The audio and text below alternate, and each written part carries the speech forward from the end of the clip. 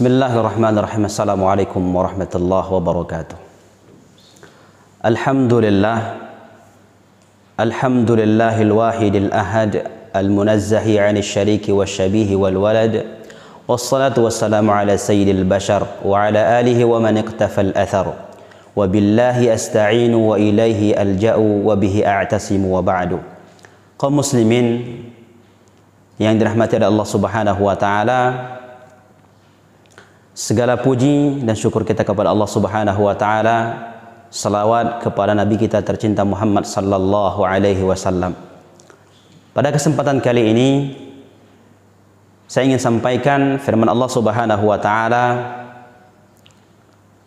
A'udzu billahi minasyaitonir rajim. Bismillahirrahmanirrahim. Ya ayyuhalladzina amanu kutiba 'alaikumus shiyam kama kutiba 'alal ladzina min qablikum la'allakum tattaqun. Wahai orang-orang yang beriman, diwajibkan kepada kalian berpuasa di bulan Ramadan sebagaimana juga pernah diwajibkan kepada orang-orang atau kepada umat-umat sebelum kalian, la'allakum tattaqun, ya, agar kalian mendapatkan derajat takwa di sisi Allah Subhanahu wa taala. Saya ingin lebih fokus kepada akhir dari ayat ini. Kata Allah Subhanahu wa taala, la'allakum tattaqun, agar kalian mencapai derajat takwa di sisi Allah Subhanahu wa taala. Kaum muslimin saudaraku semuanya yang dirahmati Allah Subhanahu wa taala, takwa itu apa? At-taqwa hiya biikhtisar an taj'al bainaka wa baina 'adzabillahi wiqayatan bifi'li awamirihi wa tarki au ijtinabi nawahih. Takwa itu adalah secara ringkasnya engkau menjadikan perantara, engkau menjadikan penghalang, engkau menjadikan sebuah dinding antara dirimu dan dengan azab Allah Subhanahu wa taala. Dalam arti engkau memelihara dan menjaga dirimu agar tidak terkena azab Allah Subhanahu wa taala. Dengan apa? Dengan mengerjakan perintah Allah dan Rasulnya dan meninggalkan larangan Allah dan Rasulnya. Kaum muslimin saudaraku yang dirahmati Allah Subhanahu wa taala. Kemudian setelah mengetahui makna takwa atau arti takwa secara ringkasnya, lalu apa keutamaan? Apa sebenarnya kemewahan, kelebihan dari orang-orang yang bertakwa? Apa janji Allah Subhanahu wa taala yang Allah siapkan bagi orang-orang yang bertakwa kepadanya? Saudaraku, Allah Subhanahu wa taala sebutkan di banyak ayat dalam Al-Qur'an tentang keutamaan dan juga fasilitas kemudahan yang Allah Subhanahu wa taala siapkan kepada orang-orang yang bertakwa kepadanya. Sebagai contoh, di dalam surah At-Talaq, Allah Subhanahu wa taala sebutkan di 4 ayat berturut-turut. Ayat kedua, ketiga, keempat dan kelima. Allah Subhanahu wa taala berfirman, A'udzu billahi minasyaitonir rajim. Bismillahirrahmanirrahim. Di akhir ayat kedua, Allah Subhanahu wa taala berfirman, "Wa may yattaqillah yaj'al lahu makhraja." Barang siapa yang bertakwa kepada Allah Subhanahu wa taala, Allah jadikan bagi setiap permasalahannya jalan keluar. Ini bagi orang yang bertakwa. Kecil dan besarnya permasalahan yang dihadapi oleh orang-orang yang bertakwa kepada Allah Subhanahu wa taala, Allah berjanji akan memberikan jalan keluar bagi setiap permasalahannya. Di ayat yang ketiga Allah Subhanahu wa taala sebutkan, wa yarzuquhu min haitsu la yahtasib.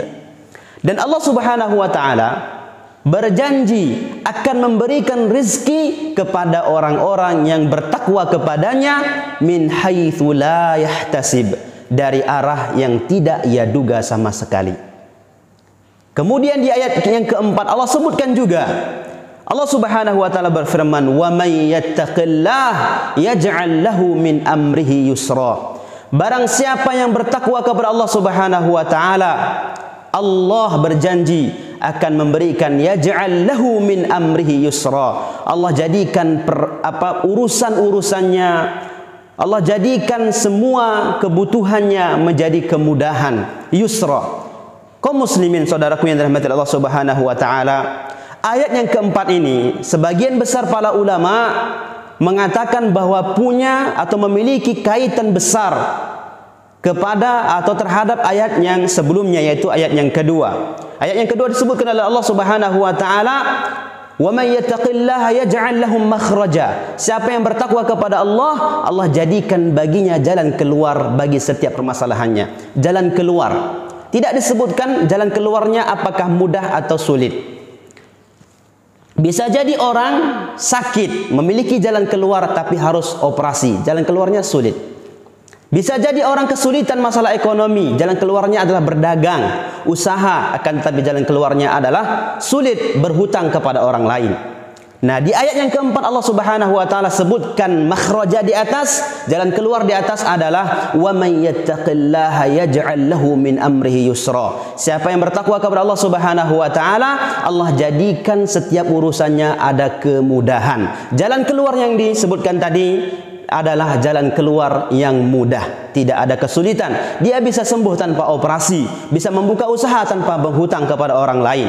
Kaum muslimin, saudaraku yang dirahmati Allah Subhanahu wa taala, di ayat yang kelima, ya, urutannya wa may yattaqillaha yukaffir anhu sayyi'atihi wa yu'zim lahu ajra. Siapa yang bertakwa kepada Allah Subhanahu wa taala, Allah akan hapuskan dosa-dosanya, dan wa yu'zim lahu ajra, dan Allah Subhanahu wa taala lipat gandakan kepada orang-orang bertakwa pahala dari kebaikan-kebaikan mereka. Kaum muslimin yang dirahmati Allah Subhanahu wa taala, kemudian satu ayat lagi bahwa Allah Subhanahu wa taala mengatakan setiap fasilitas kemewahan, keindahan, kebahagiaan di dalam surga itu adalah disiapkan bagi orang-orang yang bertakwa kepada Allah Subhanahu wa taala, tidak bagi selainnya. Allah sebutkan dalam surah Ali Imran ayat 133, A'udzubillahi minasyaitonir rajim. Bismillahirrahmanirrahim. Wasari'u ila maghfiratin min rabbikum wa jannah.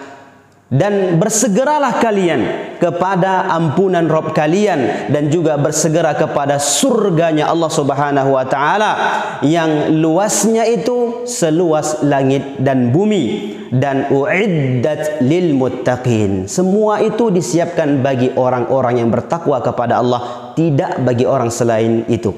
Kaum muslimin dan rahmat Allah Subhanahu wa taala, begitu indah dan banyaknya keutamaan dan kelebihan yang Allah Subhanahu wa taala janjikan kepada orang-orang yang bertakwa kepadanya. Yang apa yang kita sampaikan tadi adalah bagian kecil dari keutamaan yang kita sampaikan dari Al-Qur'an, dan di sana lebih banyak lagi yang belum kita sampaikan. Dan yang ingin kami tegaskan kaum muslimin rahmat Allah Subhanahu wa taala, saat ini kita sudah di ambang Ramadan, di ambang pintu Ramadan sudah mendekat dan ia akan datang. Dan Ramadan adalah momen terbaik bagi seorang hamba yang ingin mencapai tingkat ketakwaan kepada Allah Subhanahu wa taala. Mengapa?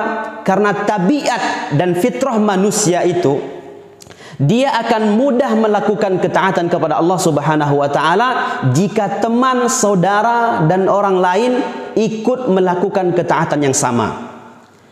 Sebagai contoh, ya, bulan Ramadan, setiap orang yang bersyahadat kepada Allah Subhanahu wa taala, beriman kepada Allah, ya, di siang hari di bulan Ramadan ini akan kita jumpai mereka semua berpuasa terkecuali yang memiliki udzur syar'i. Semua berpuasa, baik dalam negeri maupun di luar negeri, semua berpuasa di siang Ramadan. Di malam hari yang mereka qiyamul lail, salat malam, salat tarawih, mengkhatamkan Al-Qur'an. Dan tabiat fitrah manusia melihat ini, dia akan terpacu untuk melakukan kebaikan yang sama. Saudaraku, kalaulah bulan Ramadan tidak menjadikan kita untuk lebih dekat dan meningkatkan ketakwaan kepada Allah Subhanahu wa taala, lalu kapan lagi kita berharap kepada Allah Subhanahu wa taala agar dimudahkan menjadi orang yang bertakwa? Kita tutup ini dengan hadis Rasulullah sallallahu alaihi wasallam. Raghima anfu rajulin dakhala alaihi Ramadan thumma salakha qabla an yughfara lah. Kata Rasulullah sallallahu alaihi wasallam, celaka, sungguh merugi orang-orang yang diberi kesempatan masuk ke bulan Ramadan, diberikan kesehatan masuk dan jumpa bertemu dengan bulan Ramadan, thumman salakha, akan tetapi ketika bulan Ramadan berlalu, Ramadan meninggalkan dia, dia pun pergi meninggalkan Ramadan, qabla an yughfarlah, akan tetapi dosa-dosanya belum diampunkan di saat Ramadan. Semoga bermanfaat. Assalamualaikum warahmatullahi wabarakatuh.